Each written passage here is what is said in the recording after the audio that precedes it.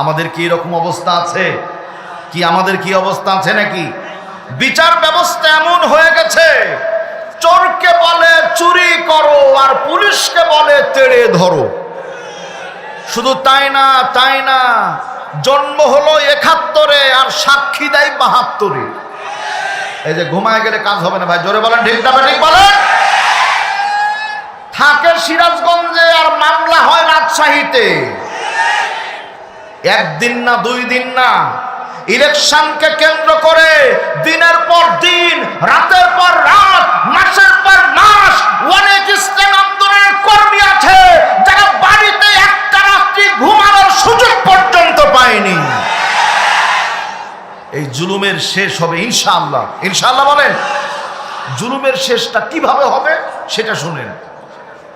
আমেরিকার সাবেক president mister George W Bush সিদ্ধান্ত নিয়েছিল ২০১০ সালের মধ্যে সারা পৃথিবীতে মুসলিম নারী যারা পর্দাহীন করবে তাদেরকে বোরখা পরতে দিবে না।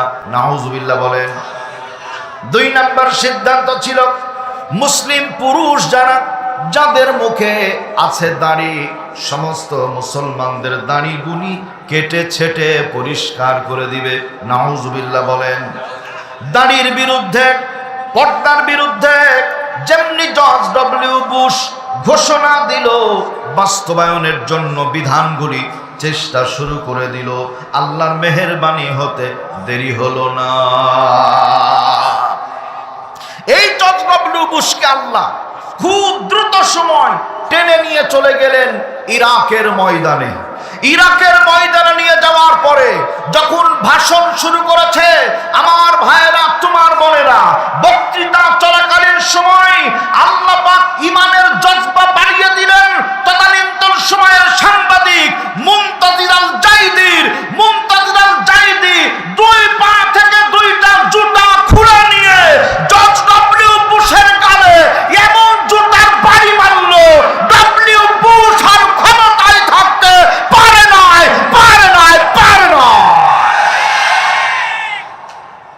ঠিক তেমনি আবার যদি ইসলামের বিরুদ্ধে এইরকম কোন সিদ্ধান্ত নেওয়া হয়, তাহলে আমাদের পক্ষ থেকেও, মানুষের পক্ষ থেকে ব্যবস্থা আছে না নাই? আছে ইনশাআল্লাহ। Come to the point. মানে দিন ভালো না, সময় খারাপ, ভাব ভালো না, লক্ষণ খারাপ, মাহফিল এখানে মোটেই হয় না, তারপরে আবার বহু ভয়ে হবে কি হবে না, হবে কি হবে না, শুরু হয়েছে, হবে ইনশাআল্লাহ। চালু করেছেন কে? আল্লাহ। দরদের ভাইয়েরা আমার, এখন আসেন তাহলে বান্দার সম্পর্ক আল্লাহর সাথে।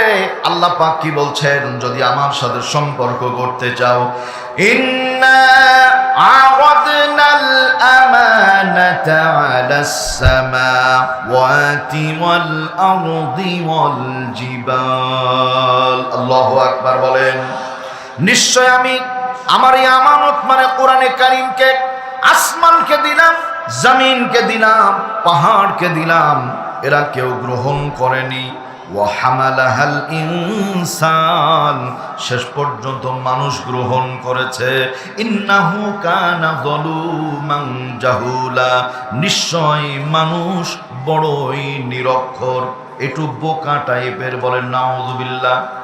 বড় ভাই, এই বোকা মানে সেই বোকা না।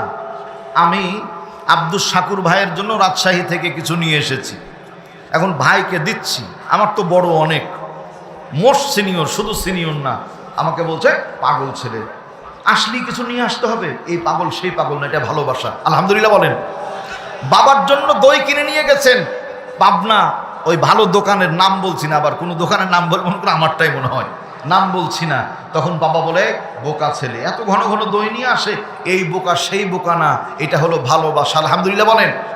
এই ভালোবাসা মানে হলো পৃথিবীর কেউ গ্রহণ করেনি, মানুষ গ্রহণ করেছে। সুতরাং দুনিয়ার সমস্ত কিছুর চাইতে মানুষের সম্মান আমার আল্লাহর দরবারে অনেক অনেক অনেক গুণে বেশি। সুবহানাল্লাহ ওয়া বিহামদি। কি আমাদের সম্মান আল্লাহর দরবারে কম না বেশি? বেশি। এখন আসেন, এরপরে আল্লাহ পাক বলছেন, শোনো, আমানত কোরআনে কারীম কেমন আমানত এইটা। মার্কিন সাংবাদিক, নাম হলো মিসেস আমিনা ইয়াসিলিমি, যদি মা বোন থাকেন তারাও ভালো করে শোনেন। নাম আর একবার বলছি, মিসেস আমিনা এসিলিমি মানবিন সাংবাদিক এসেছে ইরানে। আসার পরে মুসলমানদেরকে খ্রিস্টান ধর্ম শোনায়, বই পুস্তক হাতে তুলে দেয়, একদিন 2 দিন করে বইগুলি তুলে দেয়। মুসলিম মেয়ে যারা তারা কি করবে, ওরা প্রথমত ইসলাম শিক্ষা বইটা আমিনা এসিলিমির হাতে তুলে দেয়। 5 স্টার হোটেলে চলে গেল, রাত্রি গভীর, বিছানায় ঘুমিয়ে আছে, চোখে ঘুম আসে না, জ্ঞান পিপাসু আমিনা এসিলিমি দেরি না করে বিছানা থেকে উঠে গেল। উঠার পরে এবার বইটা হাতে নিয়ে পড়া শুরু করলো।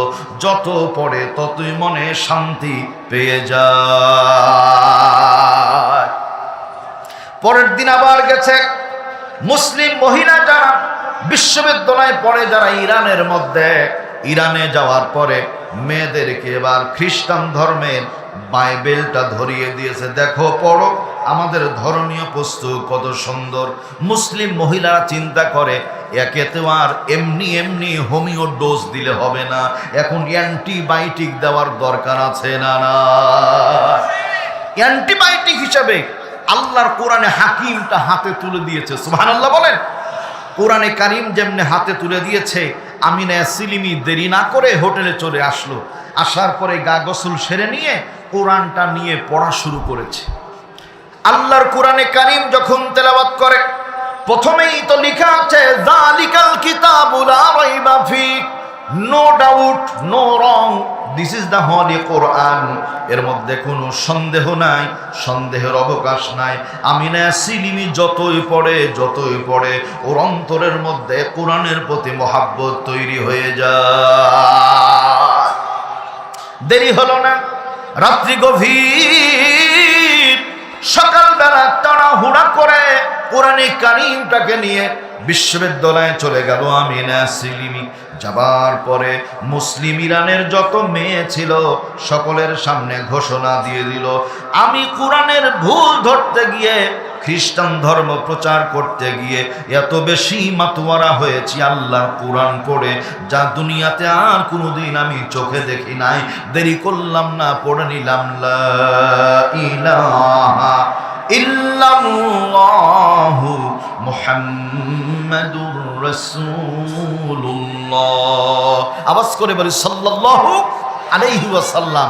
তাহলে বান্দার সম্পর্ক আল্লাহর সাথে কোরআনে কারিম তেলাওয়াত করে যারা, আল্লাহর কাছে প্রিয় হয়ে যায় তারা। সুবহানাল্লাহ বলেন। বাংলাদেশের ইতিহাসটা একটু খেয়াল করেন। প্রতি বছর ক্রিকেট খেলা হয়, ফুটবল খেলা হয়, হাডুডু খেলা হয়, এত কিছু খেলা হয়। বিশ্বকাপে প্রতি বছর ক্রিকেট খেলায় পায়। যুবক ভাই যারা ঘুমায় গেছেন নাকি? বিশ্বকাপ কি প্রতি বছর ক্রিকেটে পায়? না, পায় না। ঢাকা এয়ারপোর্টে আমি কক্সবাজার যাব মাহফিলে, 2-3 জন যুবক খুব সেজে গুজে আছে। আমি বললাম, দোস্ত এত হাসি খুশি কেন? বলছে বাংলার টাইগাররা বহির্বিশ্বে ক্রিকেট খেলতে যাবে, বিশ্বকাপ, হুজুর দোয়া করেন এবার যেন বিশ্বকাপটা পায়।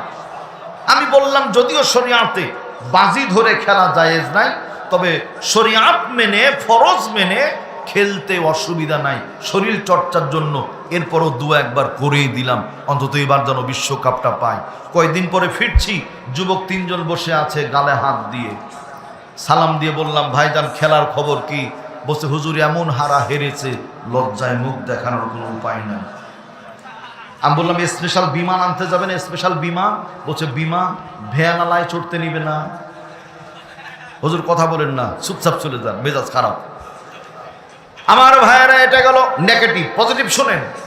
গোটা বিশ্বের মানচিত্রে সব চাইতে যেই দেশে বেশি মসজিদ পাওয়া যায় ওই দেশের নাম হলো বাংলাদেশ। বলেন আলহামদুলিল্লাহ।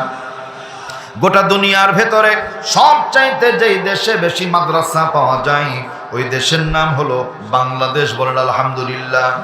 সারা পৃথিবীর মানচিত্রে সবচাইতে যে দেশে বেশি আলেম উলামা পাওয়া যায় ওই দেশের নাম হলো বাংলাদেশ। বলেন আলহামদুলিল্লাহ। শুধু তাই নয়, বিশ্বের মানচিত্রে একবার নয়, 2 বার নয়, প্রতি বছর বাঙালি সন্তান যারা ক্রিকেট খেলতে গিয়ে হেরে যায়, ফুটবল খেলতে গিয়ে হেরে যায়, হাডুডু খেলতে গিয়ে হেরে যায়, কিন্তু আল্লাহর কোরআন পড়ে একবারও হারে না। মাত্র কয়েকদিন, এই তো গত পরশুদিনই মনে হয়, সালে আহমদ তাকরিম আবার কাতারে গেল। বিশ্ব হিফজুল কোরআন প্রতিযোগিতা শুরু হলো। আমেরিকার ছেলে, দুবাইয়ের ছেলে, কাতারের ছেলে সবার পড়া হয়েছে। শেষ পরীক্ষার্থীর নাম হলো সালে আহমদ তাকরিম। ধীরে ধীরে যায়, জিজ্ঞেস করে মা ইসমুক, নাম কি? আনা সালে আহমদ তাকরিম। আইনাল বিলাদ, দেশ কোথায়? বলছে মিম বাংলাদেশ। আসো, ইকরাউল কোরআন, একটু কোরআনে হাকিমের তেলাওয়াত করো। আল্লাহর গোলাম দেরি করে নাই, দেরি না করে কোরআনে হাকিমের তেলাওয়াত যেমনি শুরু করে দিয়েছে, ইতিহাস তালাশ করে পাওয়া যায় বিচারক মণ্ডলী চেয়ার ছেড়ে দাঁড়িয়ে গেছে। আল্লাহু আকবার, আল্লাহু আকবার, আল্লাহু আকবার চিৎকার মেরে বলছে। আবার গোটা বিশ্বের দরবারে বাংলাদেশ চ্যাম্পিয়ন হয়ে গেল। একটু খুশি হয়ে বলা যাবে কি আলহামদুলিল্লাহ। ঢাকা বিশ্ববিদ্যালয়ে ভর্তি পরীক্ষা হলো। সবচাইতে যেই ছেলেটা বেশি নাম্বার পেয়েছে ওইটা হলো মাদ্রাসার ছাত্র। আলহামদুলিল্লাহ বলেন। টেক্সটাইল ভোকেশনালে পরীক্ষা হয়েছে, সর্বোচ্চ নাম্বার যে ছেলেটা পেয়েছে ওইটাও মাদ্রাসার ছাত্র। বলেন আলহামদুলিল্লাহ। 800 নাম্বারের মধ্যে 797 নাম্বার পেয়ে যে মেয়েটা বাংলাদেশে পাস হয়েছে, নাম হলো সাদিয়া, ওই মেয়েটা মাদ্রাসার ছাত্রী। বলেন আলহামদুলিল্লাহ।